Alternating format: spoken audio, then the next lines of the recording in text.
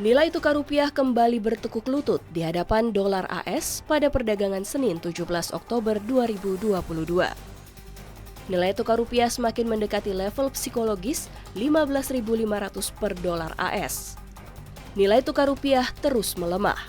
Rupiah di pasar spot kini telah menembus ke level 15.488 per dolar Amerika Serikat. Tekanan bagi rupiah masih datang dari eksternal Bank Sentral AS yang akan terus agresif menaikkan suku bunga, serta isu resesi dunia menjadi kombinasi sempurna yang membuat dolar AS sangat perkasa. Di sepanjang tahun ini, indeks dolar AS telah melesat 17,82% terhadap 6 mata uang dunia lainnya. Pergerakan dolar AS yang stabil berada dekat dengan rekor tertingginya.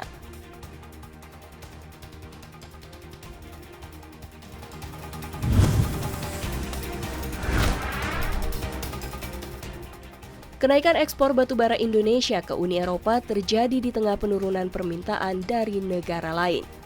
Badan Pusat Statistik mencatat, ekspor batubara Indonesia ke kawasan Uni Eropa melesat tajam dari 96,2 juta dolar AS di Agustus menjadi 161,6 juta dolar AS di September.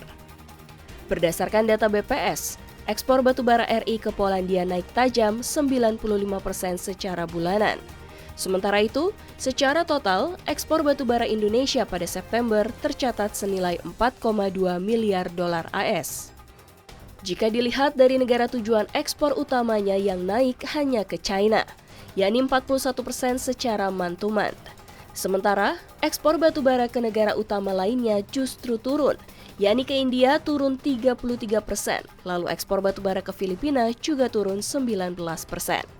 Meski begitu, Badan Pusat Statistik mencatat neraca dagang bulan September surplus 4,99 miliar dolar Amerika.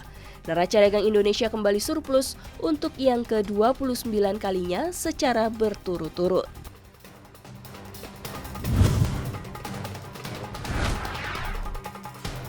Meski harga pangan dan energi sudah mulai berterbangan, Menko Bidang Kemaritiman dan Investasi Luhut Binsar Panjaitan pede bahwa inflasi di Indonesia pada 2022 bisa diredam pada angka 6%. Luhut menilai, ekonomi Indonesia masih cukup terkendali termasuk inflasi di dalamnya. Namun Luhut menyatakan, Indonesia tidak boleh jumawa, lantaran tidak ada yang bisa menduga kondisi ekonomi lebih 3 bulan dari saat ini. Belum lagi, menurut Luhut, IMF kembali merevisi proyeksi pertumbuhan ekonomi global dengan peringatan ancaman resesi di berbagai negara. Tak hanya itu, perang di Ukraina memicu ketidakpastian yang masih luas terhadap perekonomian dunia. Dan hal itu juga menjadi tantangan bagi Indonesia yang disebut sebagai perfect storm.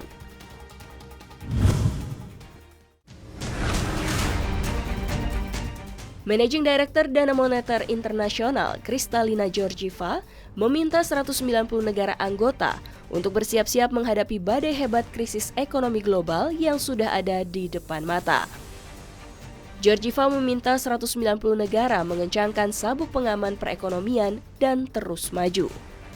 Pernyataan Georgieva ini bukan tanpa alasan. IMF memangkas perkiraan atau outlook pertumbuhan ekonomi global 2023 menjadi 2,7%. Perkiraan tersebut turun dari 2,9% pada Juli 2022 dan 3,8% pada Januari 2022. IMF menilai 2 tahun pandemi COVID-19 yang diikuti meletusnya perang Rusia versus Ukraina berdampak signifikan pada penurunan aktivitas perdagangan global hingga turbulensi pasar keuangan. Menurut IMF, sekarang krisis biaya hidup mengancam masyarakat dunia, di mana kelompok paling rentan terkena dampak paling parah. Kondisi tersebut kian memburuk lantaran munculnya ancaman krisis pangan global di berbagai belahan dunia.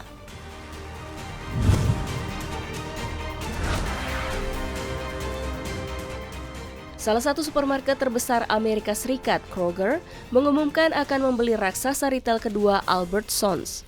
Kesepakatan transaksi itu disebut mencapai 25 miliar dolar Amerika Serikat atau setara dengan 360 triliun rupiah.